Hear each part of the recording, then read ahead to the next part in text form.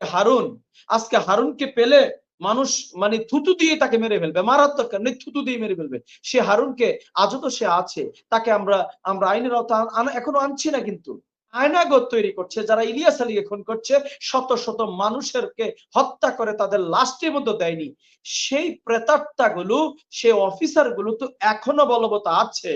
কুলাঙ্গার মোদির সাথে আমাদের যত আমাদের শত্রুতা, কারণ তিনি এই দেশে একটা স্বৈরাচারকে রাখার জন্য বারবার জনগণের মতামতকে উপেক্ষা করে একটা অজনপ্রিয় একটা সন্ত্রাসী সংগঠনকে বারবার ক্ষমতায় এনেছে। প্রবাসী ভাইদের প্রতি কৃতজ্ঞতা, আসলে বাংলাদেশে বসে এমন একটা স্বৈরাচারী সরকার ছিল, আমি বারবার বলতাম, অনেক বিদেশিদের কাছেও আমি মনের ক্ষোভটা প্রকাশ করেছি। দেখেন, আমরা বাংলাদেশে বসে স্বৈরাচারের বিরুদ্ধে এভাবে বললে আমাদেরকে ধরে নিয়ে যাবে সাথে সাথেই, আমরা আর বলার মুখ বন্ধ হয়ে যাবে। এজন্য বলতাম যে আমাদের প্রবাসীরা যদি রেমিটেন্সটা বন্ধ করে দেয়, সরকারের কাকা ছুটে যাবে।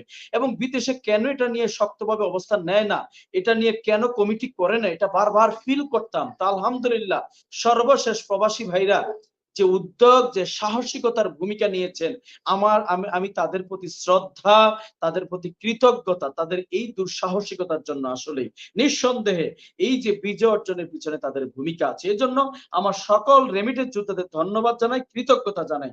এবং এই স্বৈরাচারের বিরুদ্ধে যেভাবে প্রবাসীরা একাট্টা হয়ে যে প্রতিবাদ করেছে ভাই, বিশ্বাস করেন, তাদের প্রতি আসলে সেই প্রতিবাদ করতে গিয়ে সারা পৃথিবীতে ঝড় উঠেছে এই স্বৈরাচারের বিরুদ্ধে। প্রতিবাদ করতে গিয়ে আমার এখনো সৌদি আরবে অনেক ভাইদের সাজা হয়ে গেছে। আমার সেই ভাইরা যেন মুক্তি পায়, দেশের আজকের যারা ক্ষমতায় আছে, যারা অন্তর্বর্তীর সরকারে এসেছেন, তাদের কাছে বিনীত অনুরোধ, আমার সেই ভাইদেরকে যেন মানে যোগাযোগ করে রাষ্ট্রদূতদের মাধ্যমে আমার ভাইদেরকে যেন ফিরিয়ে আনা হয়। আর অন্তত এই মানে কি বলে রেমিটেন্স যোদ্ধাদের যেন সম্মান, মানে এয়ারপোর্টে আসার পরে যেন তারা সম্মানিত হয়, তারা যেন ফিল করে না আমার দেশ এখন পরিবর্তন হয়েছে, স্বৈরাচার মুক্ত হয়ে একটা সুন্দর বাংলাদেশ তৈরি হয়েছে, তারা যেন এয়ারপোর্টে এসে বুঝতে পারে প্রত্যেকটা রেমিটেন্স ভাই। আমার সেই রেমিটেন্স যোদ্ধাদের প্রতি আবারও বিনম্র শ্রদ্ধা, সম্মান, কৃতজ্ঞতা। আমার ইয়াকুব ভাই, মনির ভাই, আজিজুল ভাই সব সময় সাথে থাকেন, স্বৈরাচারের বিরুদ্ধে বজ্রকণ্ঠ আওয়াজ তুলেছেন প্রবাসে থেকেও, সেই ভাইগুলোর প্রতিও কৃতজ্ঞতা। এবং যে কথাটি বলেছেন আমার ইয়াকুব ভাই, সেটা একটু ছোট করে ব্যাখ্যা দিচ্ছি। বিএনপি সমাবেশ, দেখেন একটা গণতান্ত্রিক দল আসলে যে কথাটা বলছেন, গণতান্ত্রিক কিনা, গণতান্ত্রিক যেহেতু অর্থাৎ আমি আমার কথাটা বলবো, হোক এটা আপনার পক্ষে হোক বিপক্ষে, কথা বলাতে পারাটাই হচ্ছে গণতন্ত্র। হ্যাঁ, বিএনপি সমাবেশ করেছে, এটা গণতান্ত্রিক, এটা করতেই পারে। হয়তো আপনি প্রশ্ন করতে পারেন বা বলতে পারেন যে এই মুহূর্তে এই সমাবেশটি দরকার ছিল কিনা, হয়তো আপনি সেভাবেই হয়তো বলতে চেয়েছেন। দেখেন, হয়তো বিএনপি সেই সমাবেশ থেকে একটা বার্তা দিতে চেয়েছে। আমরাও কিন্তু সমাবেশ করেছি গতকালকে, বিশাল প্রেস ক্লাবের সামনে সমাবেশ করেছি, যে আজকে এই বিজয় অর্জনের পরে যারা লুটপাট করছে, যে সকল হামলা, যে সকল ডাকাতির সংবাদ শুনছি, বা এগুলো যেন না হয়, আমরা একটা সম্প্রীতির বাংলাদেশ তৈরি করতে চাই, সেটার বিপক্ষে। তো বিএনপিও হয়তো সে ধরনের একটি সমাবেশ করে হয়তো বার্তা দিতে চেয়েছেন আসলে। যাই হোক, সেটা জনগণ এটাকে হয়তো অনেকভাবেও দেখছে, এটা করা হয়তো উচিত ছিল না এই সময়, দর্শক বা জনগণও ভাবছে এটা বা বলছে কথা। তো যাই হোক, আমি আসল যে তথ্যটা তুলে ধরবো এই যেটুকু সময় পাইছো এইটুকুর মধ্যে। আমার ভাই প্রশ্ন করেছেন কোন এক ভাই, হিন্দু বাড়িতে হামলা ডাকাতি হচ্ছে, সংখ্যালঘুদের উপরে হামলা হচ্ছে, আমাদের পার্শ্ববর্তী রাষ্ট্র বিভিন্ন টিভিতে ব্যাখ্যা করছেন আসলে আমি স্পষ্ট বলতে চাই, হিন্দু বৌদ্ধ খ্রিস্টান ঐক্য পরিষদের মহাসচিব হচ্ছে গোবিন্দ দা। খুব ভালো, আপনারাও চিনেন তাকে, তিনি টকশোতে কথা বলেন এসে। তিনি হিন্দু বৌদ্ধ খ্রিস্টান ঐক্য পরিষদের মহাসচিবের দায়িত্ব পালন করছেন। তিনি আজকে একটা ভিডিও দিয়েছেন, তিনি স্পষ্ট বলেছেন, দেখেন, বাংলাদেশে আমি আমি দায়িত্ব নিয়ে বলছি, একটা সংখ্যালঘুর উপরে কোন ধরনের হামলা হয়নি। কোন কুলাঙ্গার যদি বলে, কোন পার্শ্ববর্তী রাষ্ট্রের অসভ্যরা যদি বলে, এরা আওয়ামী লীগের দোসর কেবলমাত্র। বাংলার মাটিতে কোন ধরনের সংখ্যালঘুর একটি হামলা হয়নি। হ্যাঁ, কি হামলা হয়েছে আমি ব্যাখ্যা করছি বা বলছি। দেখেন, আজকে ধরেন মাশরাফির বাড়িতে হামলা হয়েছে, যেহেতু তিনি আওয়ামী লীগের কর্মী, আওয়ামী লীগের দোসর, স্বৈরাচারের দোসর, তার বাড়িতে হামলা হতেই পারে, যদিও এটা আমরা সমর্থন করি না। হামলা হয়েছে কার? মাশরাফির বাড়িতে। আমাদের প্রতিবেশী রাষ্ট্র সেটাকে প্রচার করছেন এই অসভ্যগুলো, ওই একটা দোসর, একটা আওয়ামী লীগ স্বৈরাচারের দোসর ছিল তারা। আজকে তারা প্রচার করছে যে লিটন দাসের বাড়িতে, অর্থাৎ লিটন দাস হিন্দু, তাহলে এটা সংখ্যালঘুর উপরে যাবে। তাহলে দেখেন কিভাবে প্রচার করছে। নাম্বার টু, ধরেন আজকে আহ টক শোতে এসে কথা বলতেন হিন্দু কি যেন নাম, আওয়ামী লীগের দালাল, তারেক ভাই আওয়ামী লীগের দালাল কি নাম যেন এটা? রানা দাশগুপ্ত। না না না, নারাদেশ করতে না, আরে বাইটটা করে একটু, নামটা মনে চাইছে, ভুলে গেছি, ধরেন কি নাম যেন তারেক ভাই নামটা। বলছেন হয়তো বা, কিন্তু আমরা শুনতে পাচ্ছি তারেক ভাইয়ের মাইকটা মিউট আছে, শুনতে পাচ্ছি না। আচ্ছা সুভাষ আচ্ছা, সিংহের কথা বলছেন? সুভাষ সিংহ, ইয়াস ইয়াস ইয়াস ইয়াস, কুলাঙ্গার একটা দালাল।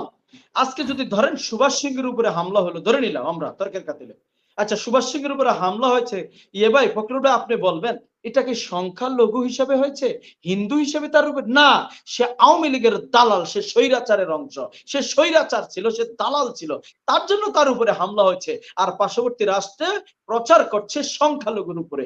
এই ভুলগুলো ভুল না, এটা পরিকল্পিত, আওয়ামী লীগের দোসররা স্বৈরাচাররা ওই দেশে এখন বসে আমাদের দেশে সংখ্যালঘু নিরাপদ না এটা প্রচার করতে চেয়েছে। আপনারা এটাকে কামিয়াব হতে পারবেন না যদি অতিরিক্ত করেন, বাংলাদেশে বিশৃঙ্খলা সৃষ্টি করার পায়তারা করেন। আমি বলছি আপনার দেশে ছাত্র আন্দোলনের মাধ্যমে, কারণ আপনি শেখ হাসিনা, স্বৈরাচার শেখ হাসিনার এই আরেকটা পেতাত্তা মোদি। আমরা ভারতের জনগণের সাথে সবসময় আছি, ছিলাম এবং থাকবো।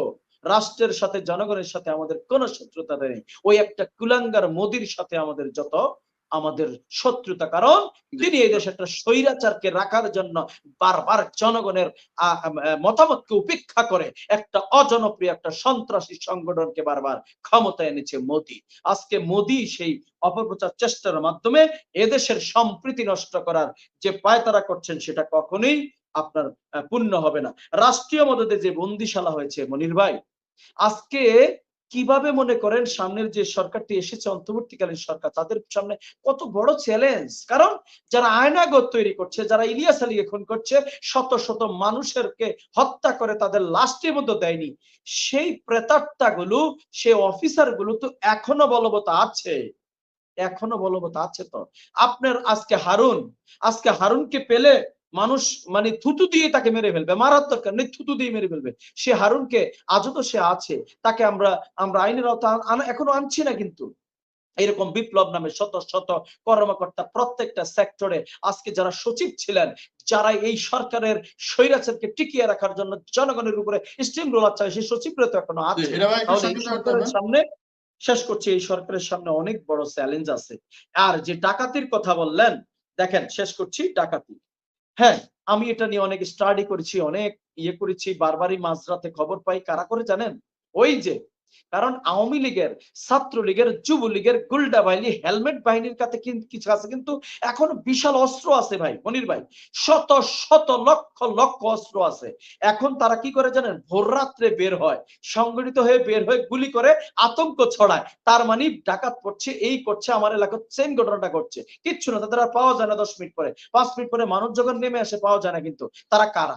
তারা ওই যে আমাদের ঘাপটি মেরে পালিয়ে আছে দেশের সন্ত্রাসী সংগঠনের ছাত্রলীগ, যুবলীগ, অসভ্যলীগ, এই সকল অসভ্যগুলো মাঝে রাতে বের হয়, অস্ত্র নিয়ে গুলি করে, অত্যাচার করে, মানে আতঙ্ক সৃষ্টি করে দেশে একটা বিশৃঙ্খলা চেষ্টা করার প্রায় তারা করছে। আমি অনুরোধ করব সচেতন থাকুন সকল মহল, ইনশাল্লাহ আগামী তরুণ প্রজন্ম একটা বাংলাদেশ গড়ার জন্য আমাদের প্রচেষ্টা অব্যাহত আছে। আমরা আশা করছি একটা বাসযোগ্য বাংলাদেশ গড়তে পারবো, তরুণ প্রজন্মের বাংলাদেশ আগামী প্রজন্মকে ইনশাল্লাহ উপহার দিতে পারবো।